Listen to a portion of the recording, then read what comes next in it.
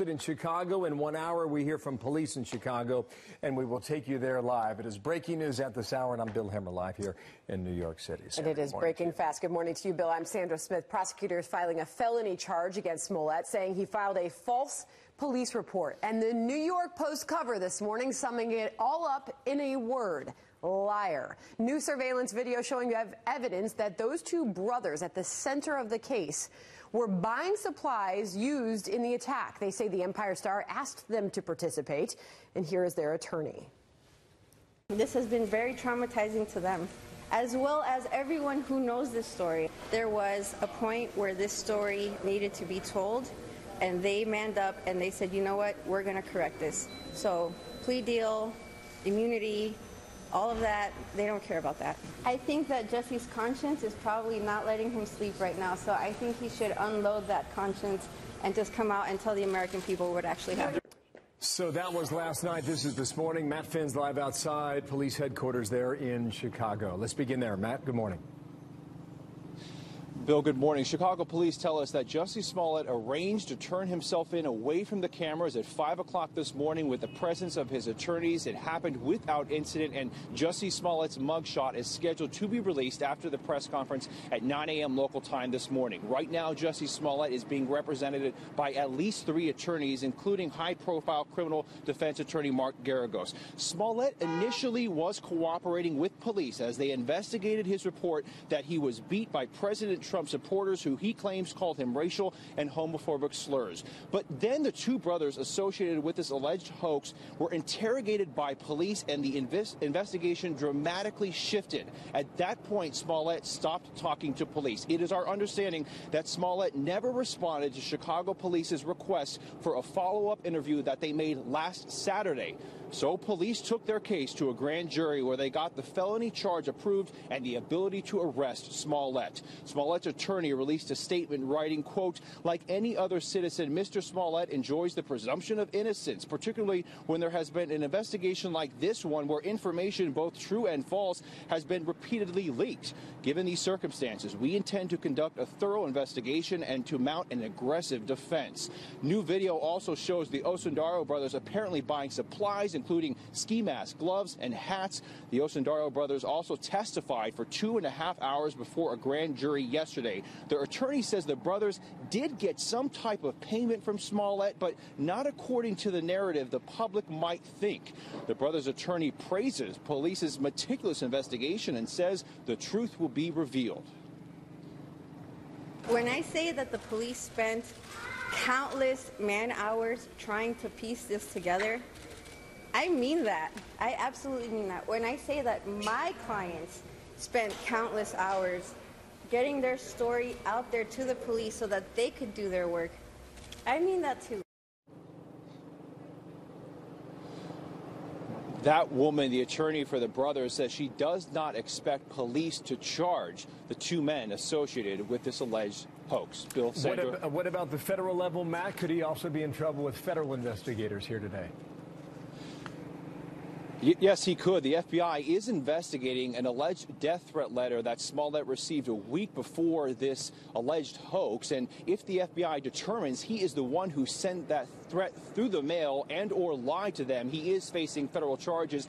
And, you know, here at police headquarters, I can't tell you that there are police officers and detectives who are clearly upset by this entire thing. From the beginning, I was talking to Chicago police sources and people within the city of Chicago who did not want to doubt Jussie Smollett, but felt that they were being duped by this claim and that precious resources were being wasted here in this city that currently annually has a murder rate that's higher than New York and L.A. combined. So if it is determined that Jussie Smollett is found guilty of this alleged hoax, he could pay some, or be required to pay some pretty serious restitution to this city. Sandra, right, Bill. Appreciate that. 1 hour from now, Chicago police, 10 o'clock Eastern, 9 o'clock there in Chicago, Matt Finn, police headquarters. Thank you, sir. 4 past the hour. Thanks to Matt there. Well, the Trump administration telling ISIS bride Hoda Muthana she cannot come home again. The president and secretary of state saying the woman and her 18-month-old son will not be allowed back into the country because she is not an American citizen, claiming her family and lawyer dispute. Kevin Corke is live at the White House this morning. Kevin, what is the White House saying about her U.S. citizenship? Yeah, a great question. She was actually born in New Jersey, but as you well know, Sandra, there are a number of ways you can actually forfeit your citizenship. In fact, let me take you to Twitter and share just a bit of what the president had to say about this story. It's been one that has been in the news a great deal. You saw the particular person, Hoda Mathana, all over the media saying she wants to come back home. Here's what the president said. He said, I have instructed Secretary of State Mike Pompeo, and he fully agrees, not to allow Hoda Mathana to come back into the country. She was born in New Jersey. She was actually living in the state of Alabama, at which point she had a turn in her life and she began to support ISIS. In fact, she had a number of posts on social media where she was calling for death and destruction here in the U.S. Here's what Mike Pompeo had to say about her this morning. I don't get the heartstrings deal. This is a woman who inflicted enormous risk on American soldiers, on American citizens. She's a terrorist.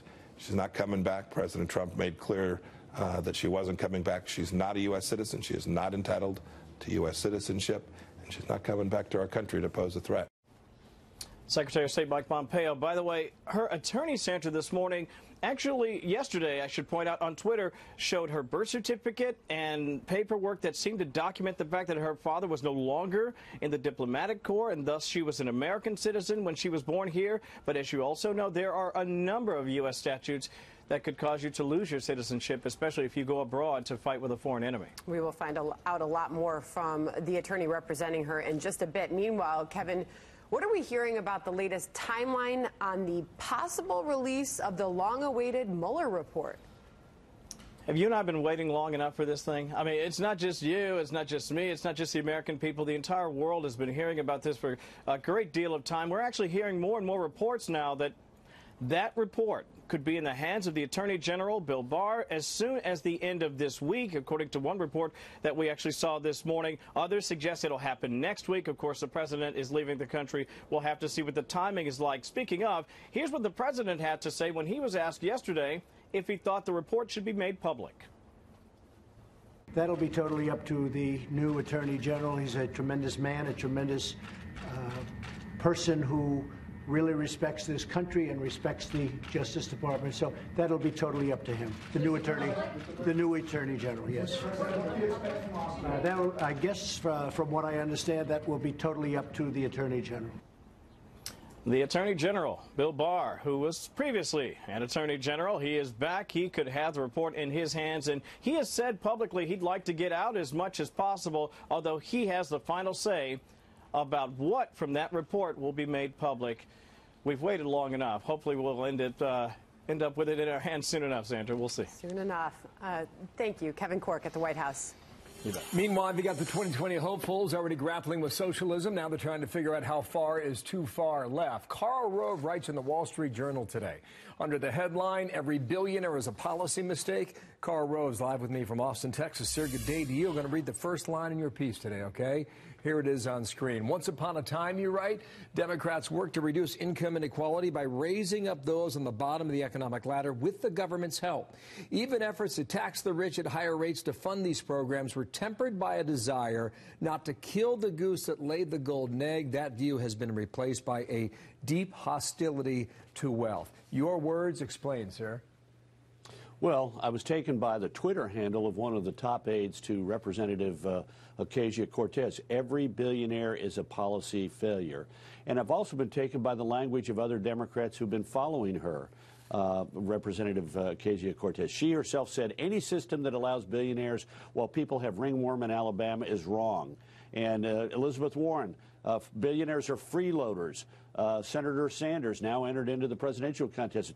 Billionaires are insatiable greed, and they're destroying the fabric of our country. Well, you know, last time I looked, Bill Gates did us a great favor by inventing the Microsoft operating system that popularized the personal computer. Steve Jobs did us a great thing by helping attract more people to personal computers and then inventing the iPad and the iPod and the smartphone with the iPhone. I mean, these people made money because the value of their companies grew. They didn't take big salaries. In some instances, they paid themselves $1 a year. But their wealth came from building a company that serves the vital interests of American consumers and helps make our lives better and easier. The richest man on the face of the planet, Jeff Bezos. 566,000 people have jobs in an enterprise that 20 years ago had nobody except one guy with a vision thinking about what to do. So well, it's just lay out the amazing. debate, the public debate that will be had here. But Bernie Sanders is crushing it, Carl. He's an avowed socialist, right? Look what he did in 24 hours. He raised about $6 million, and that dwarfs Kamala Harris, Elizabeth Warren, and Amy Klobuchar. Quick comment on that. He is a funding force, Carl.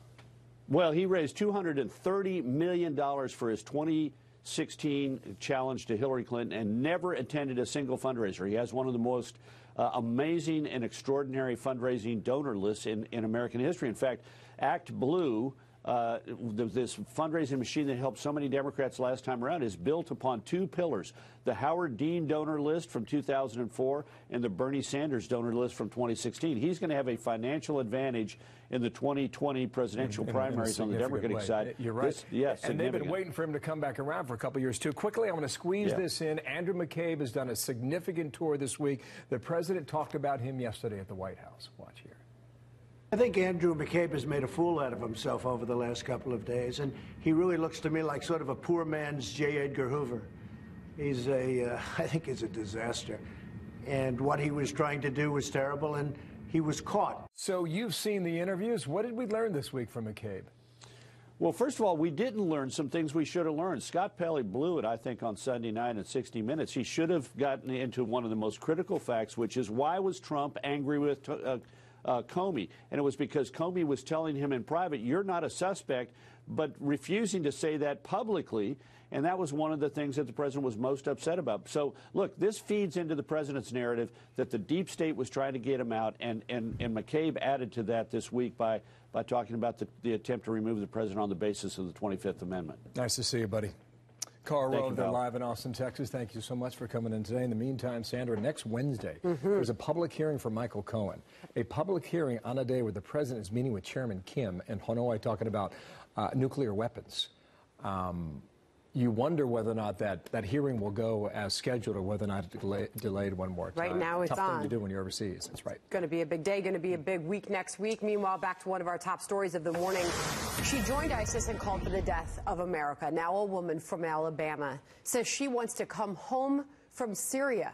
What the president has to say about this ISIS bride. We will be speaking to her attorney on this program in a bit. Also, President Trump gearing up for that summit we just mentioned a moment ago, why he's not letting up on sanctions against the North. We'll talk to General Jack Keane about what we can expect from this one.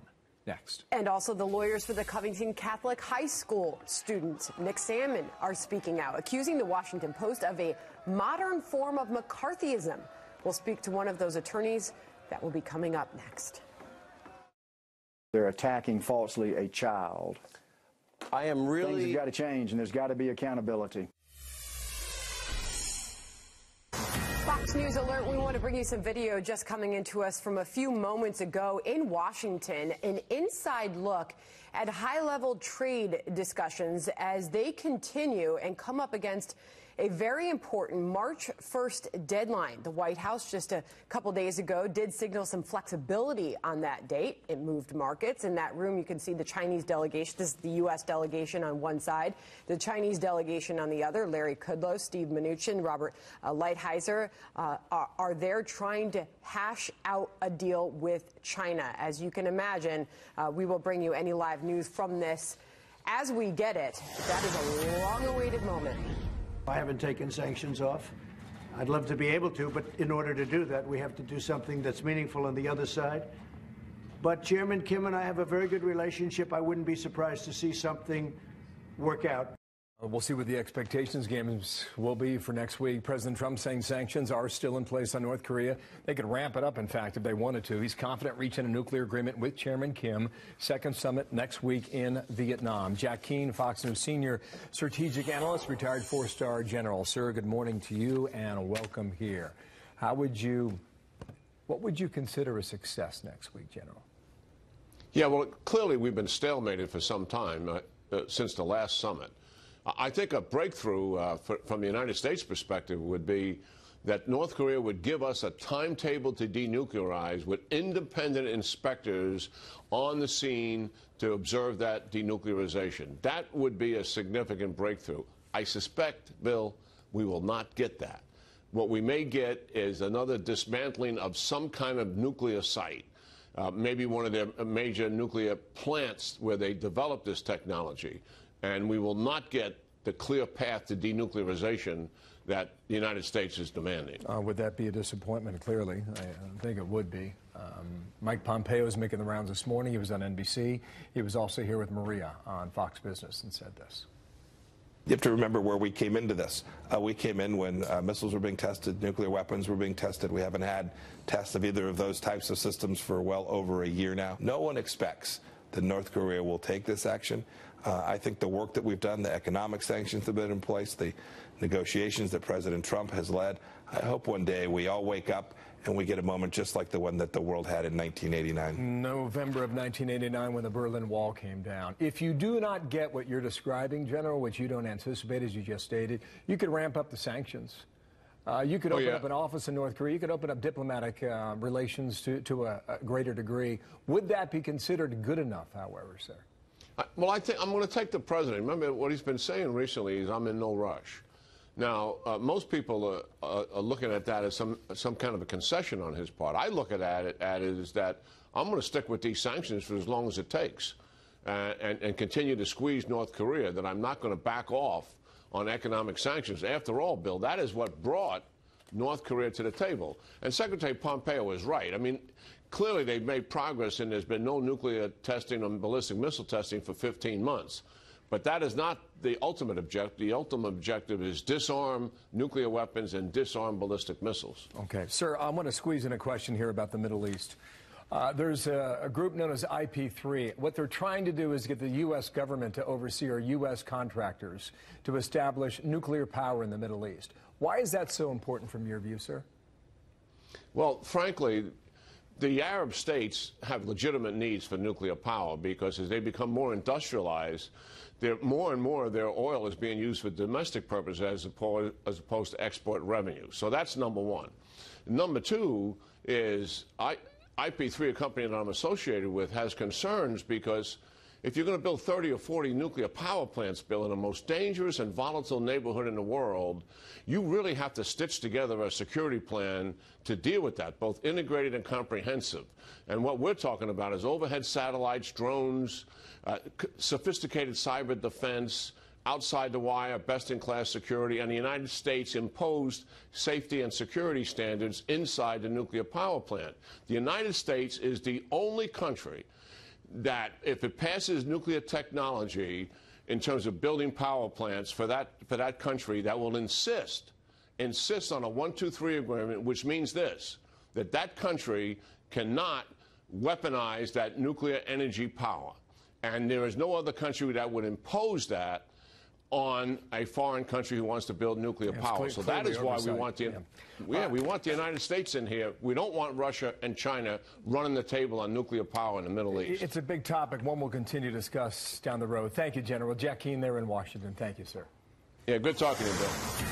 Two big stories breaking at this hour. A disturbing discovery at the home of a Coast Guard officer. Prosecutors now calling him a domestic terrorist.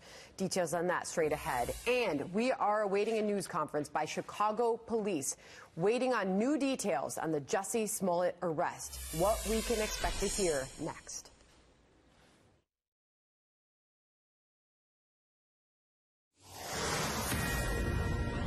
An update from Chicago police on the Jussie Smollett case. Expected just a short time from now. The actor surrendered early this morning to face felony charges that he filed a false report in telling police he was attacked on the streets of Chicago.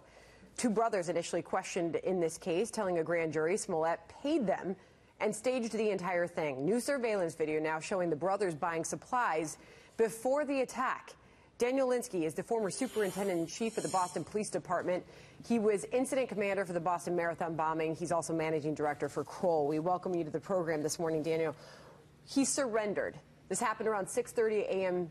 This morning, Eastern time. So what happens now?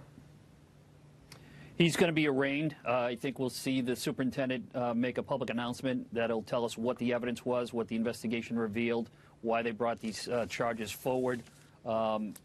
We're also seeing a parallel investigation by federal authorities if he truly was in charge of sending that white powder led it to himself, that's a serious issue that he's going to have to deal with in possibly the federal courts as well. We're waiting on police at the top of the hour. They're going to give us an update on this case. The charge that we're looking at in this case, Daniel, can you shed some light on that? Disorderly conduct. It's a Class 4 felony. The lowest felony classification carries the potential sentence of 1 to 3 years in prison. What more can you tell us about that? Anyone who makes a false report to police can be charged with a crime. Sometimes people make that report because, they were involved in a drug deal and got robbed, and they didn't want to tell the true circumstances of why they were where they were or why they were in the situation they were in. This was a completely made-up event, it seems. That's what the evidence seems to prove. And a total waste of resources by the Chicago Police Department, as well as undermining legitimate victims. I'm afraid this could have a chilling effect on real victims who would maybe not want to come forward for fear that they might not be believed due to, this credibility being taken away from this event. So I think we had 20 homicides in January in Chicago, and certainly the Chicago police could have been spending time trying to find those people responsible and not wasting resources in this investigation. However, to their credit, I think Mr. Smollett might have thought that he could make this report and the police wouldn't take it seriously and wouldn't do an investigation. These detectives did exactly what they needed to do. They went and followed the truth, followed the evidence, and found out that this, in fact, seems to be an elaborate hoax. Smollett's attorneys, 2 of them, have released a statement saying that they will actively fight these charges. And here's the statement from them saying, like any other citizen, Mr. Smollett enjoys the presumption of innocence, particularly when there has been an investigation like this, one where information, both true and false, has been repeatedly leaked. Given these circumstances, we intend to conduct a thorough investigation and to mount an aggressive defense. What did you think or take away from that statement? His attorneys are doing what they should be doing. I know Chicago police wanted to have a conversation with him when it looked like he was a suspect in the case. They rightfully so didn't allow that conversation to occur where he could have incriminated himself. The police will have to put together evidence that goes with their version of events. There is going to potentially be a treasure trove. Those letters, there are handwriting experts that can look at that and determine who wrote it. We can analyze the ink. The Postal Service is very good at analyzing products that come into their system, finding video of people dropping them off. All of the physical evidence, if they've got videotape of the brothers purchasing the rope and the bleach, the rope, actually, the ends of the rope can be matched together from where it was taken and cut, and they can put a bunch of physical evidence to prove this case if it's out there. His attorneys should fight that and give him the best defense possible, and he is, as they are true, it's true, he's innocent until proven guilty, but it looks like Chicago police have got probable cause and enough that they've convinced the prosecutor to bring a criminal charge against him, and he will be arraigned on that soon. You mentioned the immense amount of resources and money and staff that poured into this investigation, almost a months-long investigation. Could he be charged restitution to the state? I mean, you're looking at potentially tens of thousands of dollars in resources that were thrown at this investigation. I would encourage the superintendent and his legal team to do just that, to make a request that any disposition in this case involves repaying the citizens of Chicago for resources that might have been wasted. That's if he is determined to be guilty. But I certainly would like to see the judge, if they find that he did this, hold him accountable both criminally and civilly. Got it. And as we know, he conducted interviews during the course of that investigation, where he made very emotional statements. Final thought here, Daniel, could those be used against him in this? Oh, absolutely. Anything She abandoned it and actually violated it and became an enemy combatant. Let's deal with what we know at this point and what her legal team has actually released. And again, we'll be talking to them coming up. But here's the birth certificate. This was provided by her attorney. They put it out there on Twitter for everybody to see, making the case that she's an American citizen born in Hackensack, New Jersey in the early 90s. So they provide that, and also a letter showing that her father was not actually a diplomat when she was born, which would make her birthright citizenship legal in the case here, which means that it makes the case for them asking for due process back here in the United States. Your thoughts on all of that? I'm trying to understand how they're helping her, because there's two paths here. The bottom line, I think Secretary Pompeo and President Trump are doing her a service by not letting her back in, because she was the daughter of a diplomat, whether it was a few months in which he stopped being so or not. She was, and diplomatic children do not become citizens. That's not part of birthright citizenship. Now, if she is allowed in, the other path she could have is to come in and get due process of law as a citizen, which I hope would include imprisonment and then a trial for treason and committing acts of war against her own country. That does not include any freedom that I would ever hope for in the next decades, let alone in the next few years, which she hopes she's going to pay back by therapy. So I have no idea what the approach is, other than, again, to make every most radical Muslim into a victim, which actually is helping radicalize Muslims. Right, and I hope every Muslim knows. Yes. On that point, and I want to take you up on that, and you got cut off a little bit. They're making the case that he was not a diplomat, by the way, at the time of her birth. And that's what we're going to hear more about. But let me just read you this from her lawyer, who's going to appear on this program in a short while. The government needs to engage with her, but not just her, all of these people who joined ISIS from the West. That is her direct words. And I want to throw this up on the screen here. We had our brain room look up some of the recent statistics on this sort of movement with American ISIS fighters, and here's what we found. The George Washington University put this out. Estimated 300 Americans attempted to join ISIS and other radical Islamic groups. 64 American jihadist travelers to Iraq and Syria from the dates 2011 to 2018. Dr. Jasser, 12 of those Americans have returned home. What should we make of that? It's amazing to me. I mean, he's saying the government needs to engage with them. No.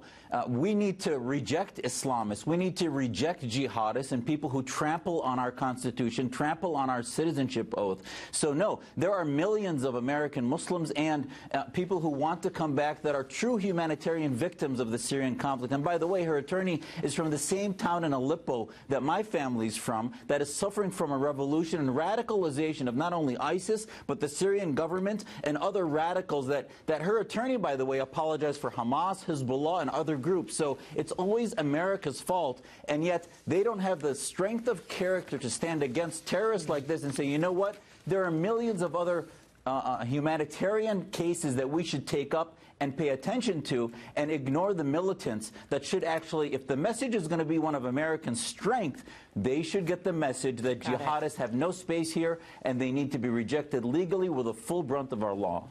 Dr. Zuhdi Jasser, we appreciate you coming on. We're going to learn a whole lot more here shortly. Thank you. We're going to get the family side of all this. Our headliner this morning will be her attorney, Hassan Shibli. He will join us at 10:30, just a short time from now. Looking forward to talking to him. In the meantime, you see this last night, Duke, Carolina, unbelievable moment. Duke Zion Williamson. Watch him 36 seconds into the game, maybe the best player in the country. Watch his left foot. It comes out of his shoe. Split his sneaker like a banana. It was a Nike, size 15. He left the game, did not come back. We're told he's got a mild knee sprain in his right knee, so it's the opposite leg. North Carolina played a great game. They won at 88-72. Awesome rivalry. Fantastic player right there. Hope for the best on that. Well, I'm awake now. Man, did you go to sleep last night? Because that went pretty late. He is so 6'7", 245, 18 years old. Really a star player. All right, what a game. Best to him. Yeah. Now to this, a former top attorney at the FBI saying it drew Clinton email investigation, why he claims the former Secretary of State should have been prosecuted. Trey Gowdy will join us later in the show. Also, Sandra, the lawyers for the Covington Catholic student hitting the Washington Post with a massive lawsuit. One of them, one of the attorneys, Tom McMurtry, joins us live to make his case, coming up next, right here.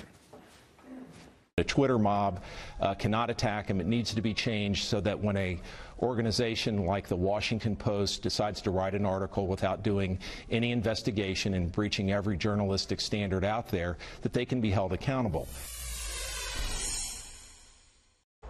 They wanted to jump into the mob, give the mob a megaphone so that they could attack this boy because he was white, he was Catholic, and he was wearing a Make America Great Again cap. If Nicholas had not purchased that souvenir cap that day at the mall, if he was not wearing it, none of us would know who Nicholas Sandmann is. Well, there's Lynn Wood there, co-counsel to Nick Sandmann, who's suing the Washington Post for defamation. His lawyers call the coverage a modern form of McCarthyism, say they ignored basic journalistic standards to advance an agenda against the president.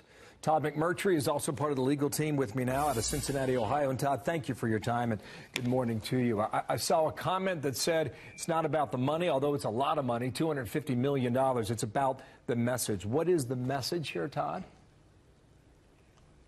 Well, the message is very important, Don, and that is that we cannot tolerate a media establishment that goes after minors, 16-year-old boys, and completely destroys their reputation and then says that's okay and moves on to the next story. It's totally unacceptable. Okay, now, the Post has vast financial resources. And I mentioned the sum you're looking for, right? $50 million compensatory, $200 million punitive. Is it about the money and not the message? Well, the money is certainly the message, and so those are intertwined very carefully. And in this circumstance, we have a new, type of damages, and those are perpetual reputational damages.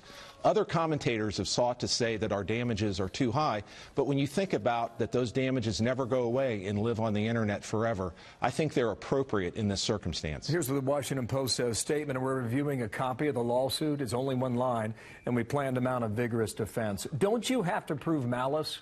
And if so, how do you do that, Todd?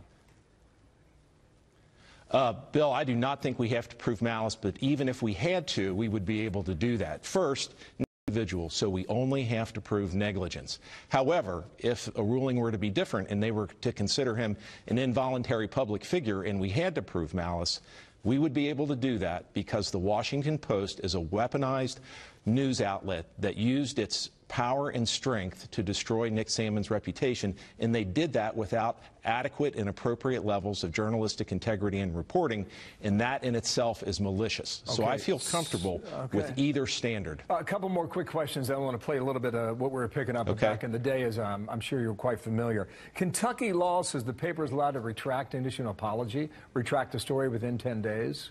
If that is the case, does that make your lawsuit moot? Well, I don't think that the Washington Post can ever adequately retract because of this concept of perpetual reputational damages. They can try, and they do have 10 days to do that. But ultimately, the jury will decide whether the retraction is adequate. So they have a mountain of retraction to try to put forth so it's a degree or it's a measure of the retraction. That's what I'm hearing from you. Is that right? That's right. If you destroy somebody's reputation on the front page, you can't go to the B section and put it on the back page and say we're sorry. Okay, so the Archdiocese apologized. Does that make do you drop the case against them or not? No. I mean, the Diocese of Covington squeezed a half apology midway into a paragraph. That apology is not at all related or similar in size to the damage that their statement did. The Diocese of Covington statement was used nationally and internationally as a truthful statement, and the person who repeats that statement and the person who makes the statement are both liable. So the Diocese of Covington put that statement out there and did a lot of damage to Nick's reputation, and that retraction is inadequate. I apologize for interrupting you. Yes. They are still on the list then, correct? That's okay. Absolutely. Okay. There is a list, I think, of 51 different media entities and individuals. There's just a sample of what was going down in mid-January around this case. Watch here. They're all jeering and they're dancing. He's got this smug look on his face. And let's not lie. Everyone that sees that smug look wants to punch that kid. That young man there does not look like someone who is appreciative and considerate of this culture and this chant going on. I blame that kid. What a little... Okay, none of it is great in reflection here. Is Trevor Noah on your list? Is CNN on your list? Is Bill Maher on your list, sir? Well, certainly CNN and Bill Maher did things that we consider to have crossed the line. We think that the statements they made are defamatory. They're not humorous. And so certainly Bill Maher is somebody that we're looking at very carefully, and HBO for allowing him to make those defamatory statements. Okay, but CNN also... Not Trevor Noah, correct? I want to be clear on this. I am honestly not familiar enough with what Trevor Noah said. The one who said punch that kid? No, that person is most definitely on the list. Okay, so who is next then? If the Washington Post was lined up first, sir, who do you go after next? We have not decided whom we will sue next. However, we're discussing that, and these lawsuits will continue to roll out over the next 30 to 60 days.